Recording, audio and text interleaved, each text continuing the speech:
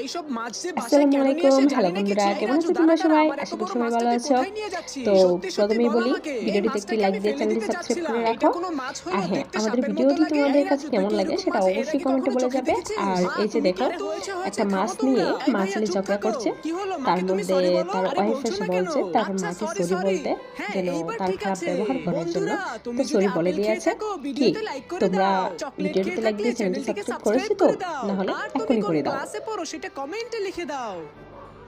এই যে আজকে দেখো, এই বিশাল এখন হচ্ছে সামুদ্রিক মাছটাকে মাছটাকে মজা কেটে করে তার রান্না মা করব। তাই খুব সবার সুন্দর আগে করে মাছটাকে ভালো রান্না করে করবে। কাটতে হবে। তোমরা সামান্য রসুন ভিডিওটি তেলে শেষ একটু ভেজে পর্যন্ত নিতে দেখবে। হবে। তারপরে আদাগুলো আর এই ভেজে নিতে চাইনিজ হবে। রেসিপিগুলো এরপরে এই তোমাদের সামুদ্রিক কাছে কেমন মাছটাকে তেলে লাগে কিছুক্ষণ সেটা ভেজে নিতে অবশ্যই হবে। কমেন্টে এরপরে বলে যাবে। মাছের উপরে বিভিন্ন বাই ধরনের মশলা বাই। ঢেলে দিতে হবে। আল্লাহ তারপরে হাফেজ। কিছুক্ষণ আগুনে এই মাছটাকে রান্না করলে রেসিপিটা একদম তৈরি হয়ে যাবে।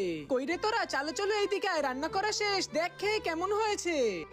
আরে মা তুমি আগে খেয়ে দেখো কেমন